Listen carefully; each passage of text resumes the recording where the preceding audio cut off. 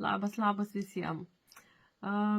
Visai nesenai baigiau vieną susitikimą online ir galvoju, kol mintis nepabėga, padarysiu įrašą, nes įdomiai labai pakalbėjom su klientė, iš tikrųjų labai įdomiai. Ir galvoju, tokiam įrašui pats laiks ir turbūt nelabai liečiau tas temas. Kiek ilgai kokie terminai galimi yra draudimo, ne? Nes klientai, su kuria mes kalbėjom šiandien, buvo pasakyta, negalime ilgesniam laikui, yra gyvybės draudims tenai, sakykime, tik iki 70, iki 65, kritinės tik iki 65, ilgiau negalim ir panašiai. Tikrai trūkčios akis. Tikrai trūkčios akis. Nes čia yra nesąmonė. Galim draudimus turėti tikrai iki daug ilgesnę laiką. Terminuoti gyvybės draudimai gali būti sudaryti net iki 90 metų. Kritinės taip, truputį trumpesnis yra laikotarpis, bet net iki 85 dar turim ką pasirinkti. Pajamų draudims taip, čia yra iki 70 metų ir čia jau yra limits. Bet gyvybės draudime, kritinių ligų draudime, tikrai tie limitai ilgesni negu 65 ar net esu mačius dar trumpesnių laikotarpių. Yra, kam buvo pasakyta, kad neilgiau 5 metų, tai čia iš vis kosmosas iš tikrųjų. Tai tie limitai, terminai, kiek ilgai galios draudims, jie tikrai yra ilgesni ir jūs galit pasirinkti laiką, kokį jūs norit, nebūtinai iki 65, nebūtinai iki 62 esu mačius, kad buvo padaryti ir pasakė, kad ilgiau negalim. Galim.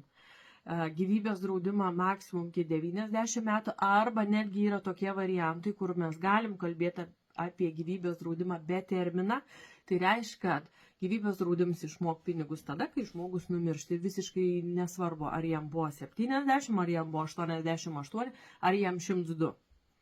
Gyvybės draudims išmokė tada, kada žmogus numirė. Tai čia yra neterminuoti, vadinasi whole of life, visą gyvenimą draudimai. Jeigu žiūrėti terminuotus, tai yra maksimum iki 90 metų, ne? Ir tuos terminus jūs tikrai galite pasirinkti. Nebūtinai jie turi būti iki pensijinio amžiaus, nebūtinai 65-62. Tikrai ne.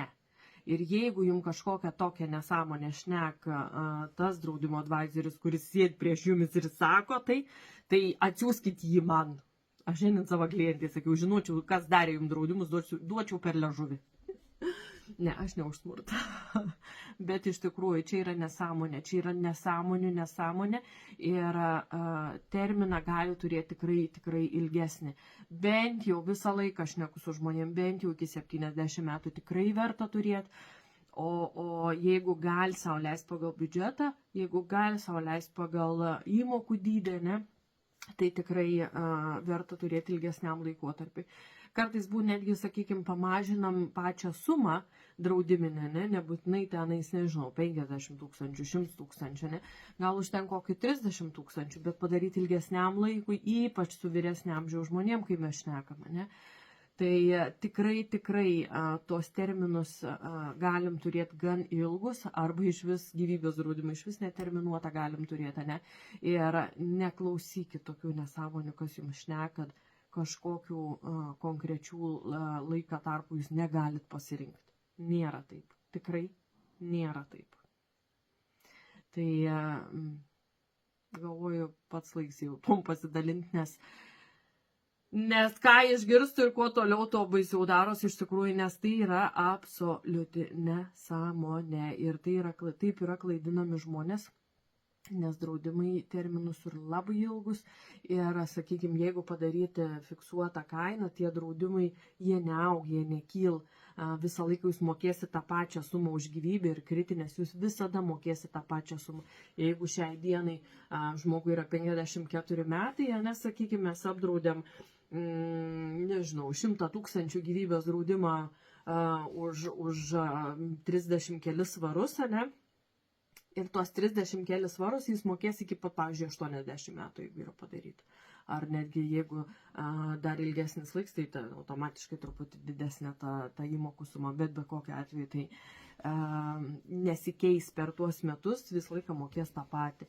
Tai tikrai neapsigaukit, sakau, pažiūrėkit, iki kada pas jūs yra padaryti ir taip jūs limitus gali turėti tikrai didesnius negu kad 60 keli metai. Ne? Žinokit ir patikrinkit.